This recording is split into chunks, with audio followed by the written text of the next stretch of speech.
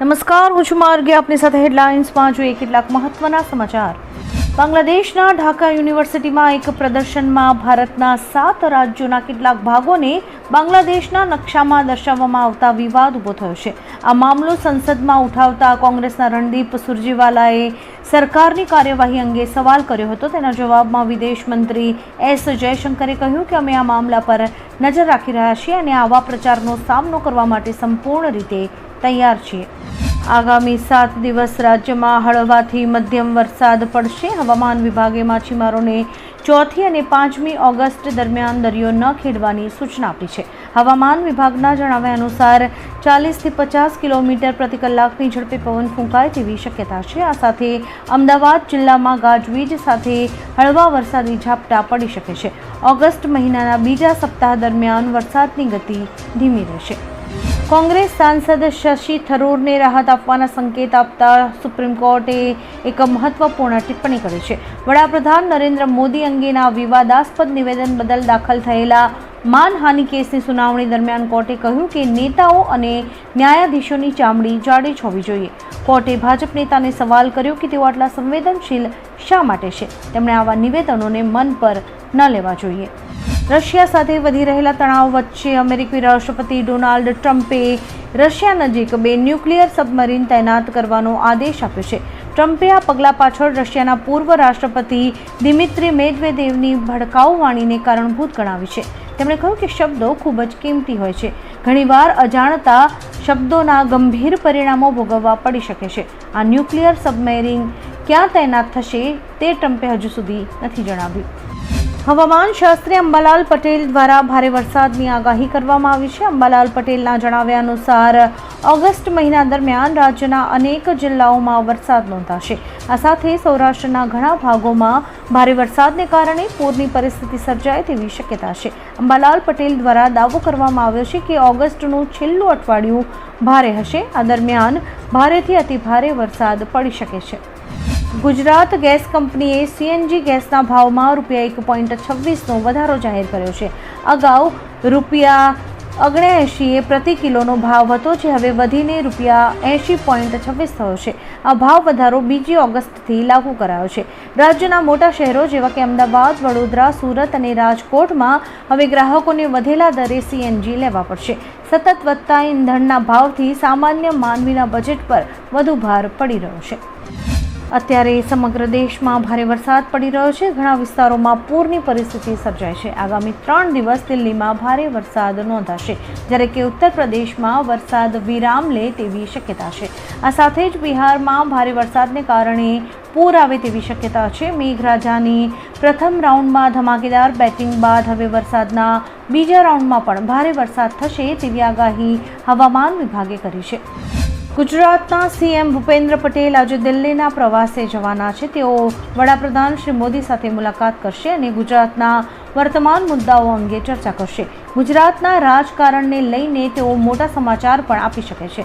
2 દિવસથી ગુજરાતના નવા પ્રદેશ પ્રમુખના નામની જાહેરાત મામલે સમાચાર ચર્ચામાં છે. તેવામાં હવે એવી પણ ચર્ચા થઈ રહી છે કે ભાજપના નવા પ્રદેશ પ્રમુખનું નામ જાહેર થઈ શકે છે. આ અંગે ગઈકાલે ભાજપની એક દિલ્હીમાં બેઠક પણ યોજાઈ હતી. રાજ્યમાં સ્માર્ટ વીજ મીટર પ્રોજેક્ટ તેના લક્ષ્યથી કોસ દૂર છે. 1.67 કરોડના લક્ષ્યાંક સામે અત્યાર સુધીમાં માત્ર 21 લાખ મીટર જ લાગ્યા છે. ગ્રાહકોમાં એવી ફરિયાદ છે કે સ્માર્ટ મીટરથી જૂના મીટર કરતાં વધુ વીજ બિલ આવે છે. વિશ્વાસ તૂટતા લોકો મીટર બદલવામાં રસ નથી દાખવી રહ્યા. સરકારના દાવા છતાં પણ મંત્રીઓના ઘરોમાં પણ જૂના મીટર જોવા મળી રહ્યા છે, જેના કારણે આ મુદ્દો વધુ વિવાદાસ્પદ બની રહ્યો છે. અમેરિકાની ચેતવણીની અવગણના કરીને ભારત દ્વારા રશિયા પાસેથી તેલ ખરીદવાનું ચાલુ રખાશે. ભારતની તેલ રિફાઇનરીને રશિયન કંપનીઝ પાસેથી તેલ મળતું રહે છે. તેમના પુરવઠાના નિર્ણયો કિંમત, ક્રૂડ ઓઇલની ગુણવત્તા, અનામત, લોજિસ્ટિક અને અન્ય આર્થિક પરિબળો પર આધાર રાખે છે. આ માહિતી ત્યારે પ્રકાશમાં આવી જ્યારે ટ્રમ્પે આજે દાવો કર્યો કે ભારતે રશિયા પાસેથી તેલ ખરીદવાનું બંધ કરી દીધું છે, જ્યારે કે હકીકત એ છે કે ભારત હજુ પણ રશિયા પાસેથી તેલ ખરીદે છે. ભારતીય વિદેશ મંત્રાલયે રશિયા પાસેથી ઓઇલ ખરીદવાનું બંધ કરવાના અહેવાલોને નકારી કાઢ્યા છે. મંત્રાલયના પ્રવક્તા રણધીર જયસ્વાલે જણાવ્યું કે ભારત બજારમાં ઉપલબ્ધતા અને વૈશ્વિક પરિસ્થિતિના આધારે પોતાના નિર્ણયો લેશે. તેમણે સ્પષ્ટ કર્યું કે રશિયા પાસેથી ઓઇલ ખરીદવાનું બંધ કરવા માટે અમેરિકાનું કોઈ દબાણ નથી. તેમણે એ પણ જણાવ્યું કે ભારત અને અમેરિકા વચ્ચેના સંરક્ષણ સંબંધો મજબૂત છે. અરબ સાગરમાં આવેલા કરંટને કારણે વરસાદી સિસ્ટમ સક્રિય થઈ ગઈ છે, જેના કારણે રાજ્યમાં વરસાદ વરસી રહ્યો છે. ગત 24 કલાક દરમિયાન રાજ્યના 41 તાલુકામાં વરસાદ નોંધાયો છે, જેમાં સૌથી વધુ ઉમરપાડામાં 15 મિલીમીટર વરસાદ નોંધાયો છે, જે બાદ વાપીમાં 14 મિલીમીટર વરસાદ થયો છે. આ સાથે વલસાડ અને ધનસુરામાં 13 મિલીમીટર વરસાદ પડ્યો છે. સતત વરસાદને કારણે ઘણા વિસ્તારોમાં પાણી ભરાઈ ગયા છે. તાજેતરમાં ભારતે WCLમાં પાકિસ્તાન સાથે મેચ રમવાનો બહિષ્કાર કર્યો હતો. ત્યારથી આંતરરાષ્ટ્રીય મંચ પર પાકિસ્તાનનું અપમાન થઈ રહ્યું છે. હવે પાકિસ્તાન ક્રિકેટ બોર્ડે આ અંગે એક મોટો નિર્ણય લીધો છે. PCBએ ખાનગી ક્રિકેટ લીગમાં દેશના નામનો ઉપયોગ કરવા પર પ્રતિબંધ મૂક્યો હોવાના અહેવાલ છે. PCB માને છે કે આનાથી દેશની પ્રતિષ્ઠાને નુકસાન થઈ રહ્યું છે. રેલવે મંત્રી અશ્વિની વૈષ્ણવને CR પાટીલે નવસારીમાં વંદે ભારત ટ્રેનના સ્ટોપેજને લઈને એક રજૂઆત કરી હતી. આ રજૂઆતનો જવાબ શું આવશે તેની આતુરતાનો હવે અંત આવી ગયો છે. હવે નવસારીમાં વંદે ભારત ટ્રેનના સ્ટોપેજને મંજૂરી અપાઈ છે, જેના કારણે સમગ્ર જિલ્લામાં ખુશીનો માહોલ છવાયો છે. આ ખુશીમાં કેન્દ્રીય જળશક્તિ પ્રધાન CR પાટીલે પણ આનંદ વ્યક્ત કર્યો હતો. બિહારમાં ચાલી રહેલા મતદાર યાદી સુધારણા વચ્ચે ચૂંટણી પંચે એક મોટો નિર્ણય લીધો છે. પંચે BLO અને સુપરવાઇઝરના માનદ વેતનમાં વધારો કર્યો છે. BLOને હવે 6,000 ને બદલે 12,000 રૂપિયા માનદ વેતન મળશે. સુપરવાઇઝરનું માનદ વેતન 12,000થી વધારીને 18,000 કરવામાં આવ્યું છે. EROને 30,000 અને AEROને 25,000 રૂપિયા માનદ વેતન આપવાનો નિર્ણય લેવાયો છે.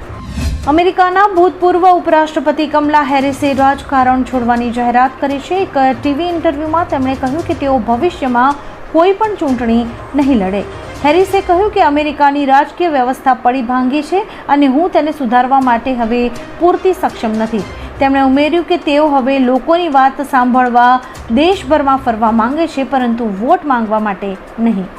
ભારે વરસાદને કારણે અમરનાથ યાત્રા એક અઠવાડિયા પહેલાં જ બંધ કરી દેવામાં આવી છે. યાત્રા 9મી ઓગસ્ટ સુધી ચાલવાની હતી, પણ ભારે વરસાદને કારણે બાલતાલ અને પહેલગામ બંને રૂટને ભારે નુકસાન થયું છે. રસ્તાઓ બ્લોક થઈ જતા આજે 3જી ઓગસ્ટે યાત્રા બંધ કરી દેવાઈ છે. ઉલ્લેખનીય છે કે યાત્રામાં 4.1 લાખ શિવભક્તોએ દર્શન કર્યા છે. ગાંધીનગર ખાતે દેશના સૌથી મોટા ડિજિટલ એરેસ્ટ કૌભાંડમાં સ્ટેટ સાયબર સેલે વધુ 8 આરોપીઓની ધરપકડ કરી છે. આરોપીઓએ કમિશનની લાલચમાં તેમના બેંક ખાતા ભાડે આપ્યા હતા, જેમાંથી રૂપિયા 50.7 લાખની રકમ શહેરોમાંથી ચેક મારફતે ઉપાડવામાં આવી હતી. જામનગર, રાજકોટ અને અમરેલીના કુલ 8 લોકો ઝડપાયા છે. અગાઉ 19 કરોડના આ કૌભાંડમાં એક વ્યક્તિની ધરપકડ કરાઈ છે. હવે ધરપકડનો કુલ આંકડો 9નો થયો છે અને હજુ પણ કેસમાં તપાસ ચાલુ છે. હિમાચલ પ્રદેશમાં ભારે વરસાદ અને ભૂસ્ખલનના કારણે જનજીવન પર વ્યાપક અસર પડી રહી છે. રાજ્યમાં 2 રાષ્ટ્રીય ધોરીમાર્ગો સહિત 280થી વધુ રસ્તાઓ અવરોધિત થયા છે. આ સાથે જ 300થી વધુ વીજ ટ્રાન્સફોર્મર્સ બંધ થઈ ગયા છે, જ્યારે કે 200થી વધુ પાણીની યોજનાઓ ઠપ્પ થઈ ગઈ છે. અનેક વિસ્તારોમાં લોકો વીજળી અને પાણી વિહોણા થયા છે. તંત્ર દ્વારા રાહત અને બચાવ કામગીરી ચાલુ છે. યાત્રિકોને મુસાફરી ટાળવાની સલાહ આપવામાં આવી છે. આવા જ કેટલાક રસપ્રદ સમાચારો નિહાળવા માટે અમારી YouTube ચેનલને લાઇક, શેર અને સબસ્ક્રાઇબ કરો અને જોતા રહો હેડલાઇન્સ.